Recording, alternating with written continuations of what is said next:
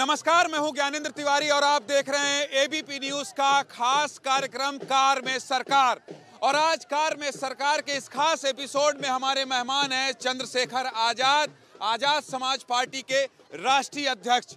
बहुत बहुत स्वागत है चंद्रशेखर भाई आपका कार में सरकार के इस एपिसोड में। धन्यवाद, बहुत बहुत। मैं एबीपी का धन्यवाद करता हूं कि उन्होंने लीग से हटके जो लोग मेहनत कर रहे हैं उनको मौका दिया। लीग से हटके मेहनत कर रहे हैं आप? हाँ, स्थापित दलों को लगता है कि जनता उनकी गुलाम है और जनता उनको ही वोट करेगी। मैंने तो देखा है और समझा है कि आप लीग में ही कर रहे हैं सब। नहीं, हम मेहनत कर रहे हैं। हटके कैसे कर रहे हैं? हटके इसलिए कर रहे हैं कि लोग जो है ना, जहाँ धर्म की राजनीति कर रहे हैं, मुद्दों से हटके राजनीति कर रहे हैं, उस जगह पे हम लोग मेहनत करके जो जनता के बेसिक मुद्दे हैं उनको हम लोग जनता के बीच लेके आ रहे हैं। आजाद भाई, ये समर्थक जो आपके उत्साहित हैं, ये आपकी बात मानते हैं? मानते हैं। कहिए जरा, थोड़ा जिंदाबाद कम करें। मेरी आवाज यहाँ से कम जाने वाली। जाओ। अरे भैया देखो, ये कुछ कह रहे हैं, ये आपके नेता कुछ कह रहे हैं, इनकी बात मानते हो तो सुन लो। अब कोई नारेबाजी नहीं करेगा यहाँ, ठीक है? नारेबाजी नहीं करेगा और कोई वीडियो भी नहीं बनाएगा, ठीक है? चलो सुन लिए, इसको लेके आप प्रचार कर रहे हैं। नारेबाजी बंद होगी। बंद हो गई, मान गया मैं। ये केतली लेके आप हमारे कार में सरकार में प्रचार कर रहे हैं, मैं इसको नीचे रखना चाहता हूँ। हाँ, मैं रख देता हूँ। ये केतली हमारा चुनाव चिन्ह है। प्रचार तो आपने कर ही लिया चंद्रशेखर भाई, जरूरी है क्योंकि नीचे रख देता हूँ। ठीक है, थैंक यू, थैंक यू। मैं ये पूछना चाहता हूँ आपसे, आप गठबंधन चाह रहे थे या नहीं चाह रहे थे? मैं अगर ना चाहता तो उस दरवाजे ना जाता। अखिलेश यादव ने कहा है आप प्लांटेड थे, साजिश थी इसके पीछे, आपको किसी ने भेजा था, ये अखिलेश यादव ने कहा है। मतलब आप साजिश के तहत गए थे? 6 महीने से बातचीत चल रही थी। 6 महीने से किसने नहीं भेजा था? 6 महीने से आपने वादे किए थे और मैं तो टिप्पणी नहीं करना चाहता। मैं उनका व्यक्तिगत रूप सम्मान करता हूँ। आप सब जगह सम्मान करके भाग जाते हैं। ओम प्रकाश राजभर को आप कहते हैं मेरे बड़े भाई हैं, ये कहते हैं तो सर कलम करा दो। अब वहां अगर अखिलेश यादव के पास हैं वो, तो आपके सर को ऊंचा करने के लिए दलित, पिछड़े, शोषित, वंचितों की राजनीति करने वाले दोनों दलों को एक साथ क्यों नहीं जोड़ पाए राजभर? और आपके बड़े भाई हैं, उनके लिए आप खून का कतरा कतरा बहाने के लिए तैयार हैं, तो आपके खून का सम्मान क्यों नहीं? सच सुनना चाहते हैं? सच ही बता दीजिए। चलो आज एबीपी को सच बता देते हैं। बता दीजिए चंद्र। स्थापित दलों को ये लगता है कि एट्रोसिटी और तमाम तरह की जो बहुजन समाज के लोगों के विरुद्ध में जो कार्रवाइयाँ होती है ना, सरकार किसी की भी रहे, क्योंकि सिस्टम में वो लोग बैठे हुए हैं जो विचारधारा से, आरएसएस की विचारधारा से ग्रसित है, वो खत्म नहीं हो सकती है। ऐसा नहीं कि अखिलेश जी की पहली सरकार आई थी उसमें एट्रोसिटी खत्म हो गई थी, ऐसा नहीं हुआ। लेकिन हुआ क्या, उनको ये लगता है कि जब इस सरकार में चंद्रशेखर शामिल होंगे, जब दलितों पे, पिछड़ों पे, मुसलमानों पे या अन्य धार्मिक अल्पसंख्यकों पे अत्याचार होगा या किसी बहन के साथ अन्याय होगा, तो चंद्रशेखर राजनीतिक स्वार्थ में चुप्पी थाम के नहीं बैठेगा। अकेले सरकार कहाँ से बना लेंगे आप? मैं पूछ रहा हूँ, वो कहाँ से बना लेंगे? जनता की सरकार रही है, तो जो सरकार रही है, बड़ी पार्टी है। तो मैं कह रहा हूँ, बड़े बड़े दरख्त हमने गिरते देखे हैं। ये जनता है, मैं एक गरीब का बेटा हूँ और आज अगर इन लोगों के दिलों पे राज कर रहा हूँ तो मेहनत से कर रहा हूँ। मेरे पीछे किसका हाथ है? कोई राजनीतिक दल तो नहीं है ना। मेरे पिताजी मुख्यमंत्री थे। अच्छा, आपने कहा सच सुनना चाहते हैं, एक सच मैं आपको बताऊं? बताएं। आम जनता कहती है, गोमतियों में दरबारियों जब बैठते हैं तो कहते हैं चंद्रशेखर जी बीजेपी के प्लांटेड आदमी हैं। चंद्रशेखर पे 100 से ज्यादा मुकदमे भारतीय जनता पार्टी की वजह से है और 2 साल से ज्यादा जेल भारतीय जनता पार्टी की सरकार ने मुझे रखा है, से मेरे ऊपर लगाई। विपक्ष से किस नेता पे लगाई? मैं तो मोहन भागवत जी के बराबर में बैठ के कागज नहीं लेके बैठता हूँ। मैंने तो बीजेपी के साथ मिलकर सरकार नहीं बनाई है। ये हाथ जोड़ रहे हैं, इनको वोट देंगे कि दूसरे को देंगे? इन्हीं को दे हुए। अच्छा, अपने इलाके में लेकर आए हैं क्या चंद्रशेखर भाई आप? नहीं, मैं तो काम करने आया। मैं भी जोला पहली बार आ रहा हूँ, मैं पहली बार आ रहा हूँ, लेकिन यहाँ हमारी यूनिट ने काम किया इसलिए लोग हमें जानते हैं और हमारा समर्थन है।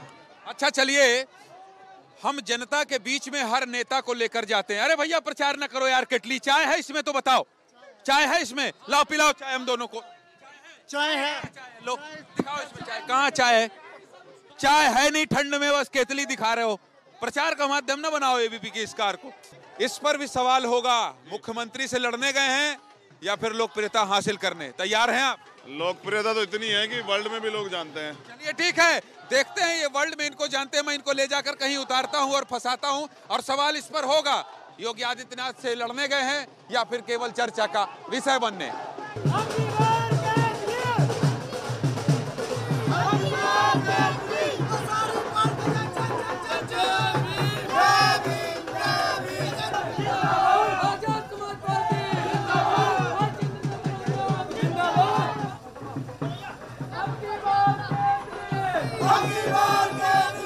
कुल मिला के अब मैं उस प्रश्न पर आता हूँ जिस बाहर हूँ, लेकिन मुझे भी पता ना, जब तक इस देश में जाति व्यवस्था है तब तक मुझसे पहले लोगों को भी देखिए आप, मान्यवर काशीराम साहब इतना काम किए, उनको भी दलित नेता बताया गया। बाबा साहब अम्बेडकर इतना काम किए, उनको भी दलित नेता बताया गया। बहन जी इतना काम किए, दलित नेता बने रहे। अच्छा, बहन जी से याद आया, बहन जी से आपके तालमेल ठीक नहीं है क्या? बहुत अच्छे।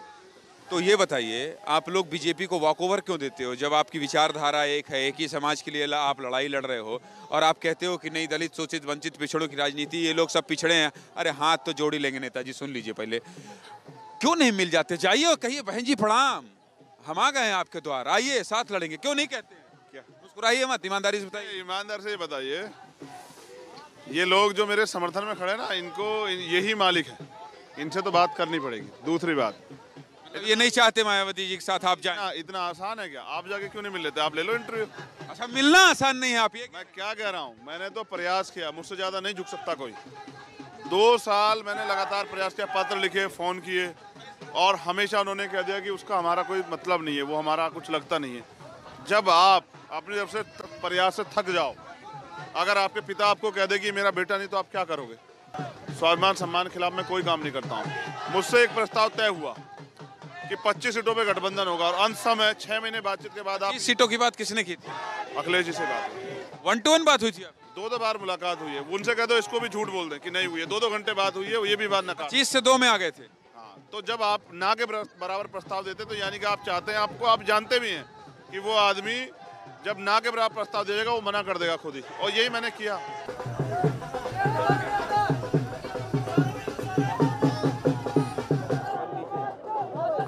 ठीक हो?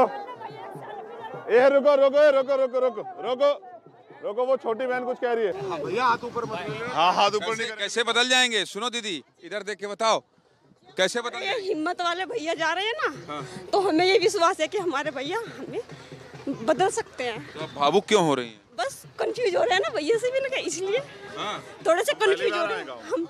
आप ये भैया पहली बार मिले? पहली बार बाबा जी ने इंतजाम किया हुआ है कि कोई सर उठाए तो ऊपर चला जाए। मतलब बाबा जी ने क्या साजिश रची है? ये इंतजाम किया, यही तो विकास है। विकास जाति धर्म और बस्तियां देख के होता है। ये योगी राजा जी किसमें? जाति धर्म से बाहर नहीं आएंगे आप लोग, केवल जाति की बात करते हैं। हमने राजभर हो, निषाद हो, आप हो, सब जाति की बात।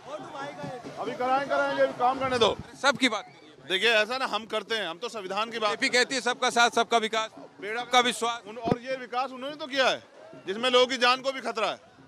देखिए, ये बात समझनी पड़ेगी ना कि हम जाति की बात इसलिए करते हैं क्योंकि जातिवाद हमने नहीं फैलाया है, ना हमने बनाई है जातियाँ, इस देश की व्यवस्था ने बनाई, और वो किनके हाथ में थी मुझे बताना नहीं पड़ेगा। जाति पर तो बात होती रहेगी, तार पर भी बात होगी, विकास पर भी बात होगा, लेकिन बात होगी योगी आदित्यनाथ पर।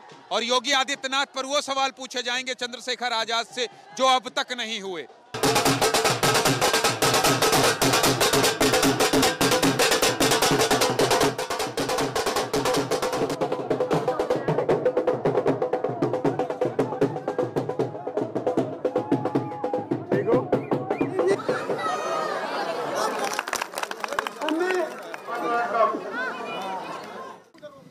क्यों धमका रहे हैं आप चंद्रशेखर भाई? धमकाने का मतलब क्या है सर? सामने देख लो भैया। हाँ जी बिल्कुल सर, क्या धमकाने का मतलब नहीं है कुछ भी। हाँ। जो मायावती ने काम नहीं करा वो चंद्रशेखर भाई करेंगे, हमें इतना विश्वास है।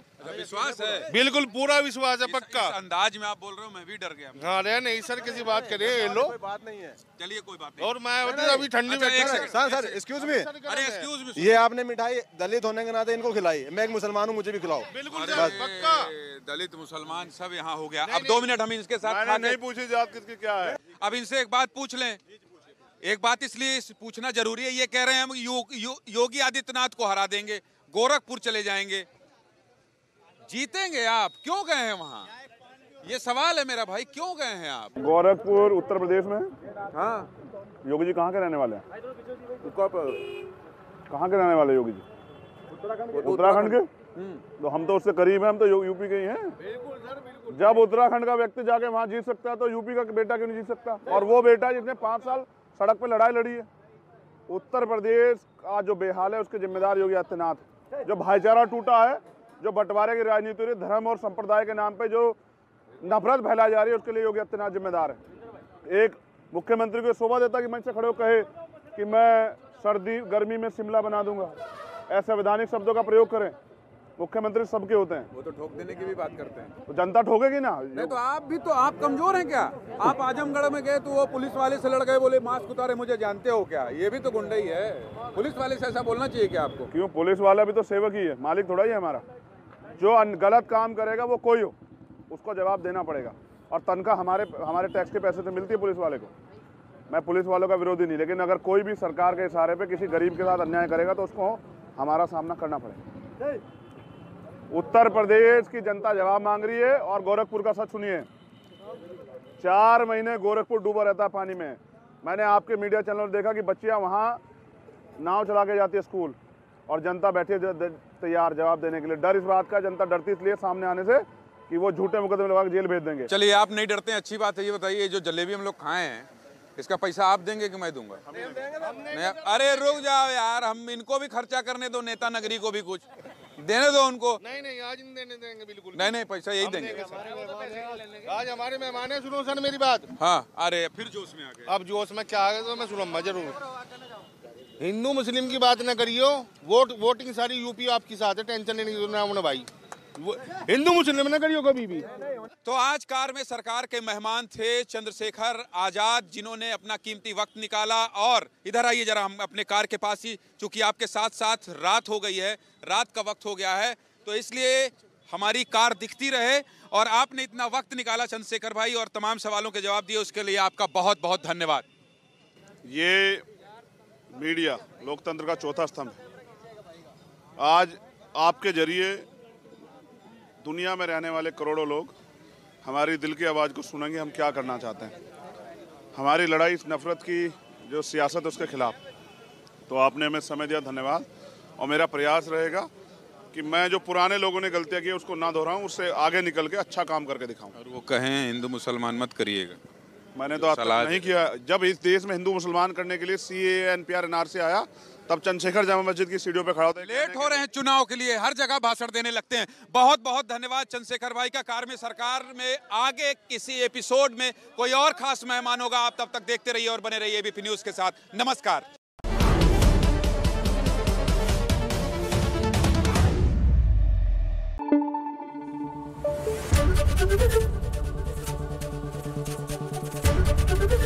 ABP न्यूज़ आपको रखे आगे।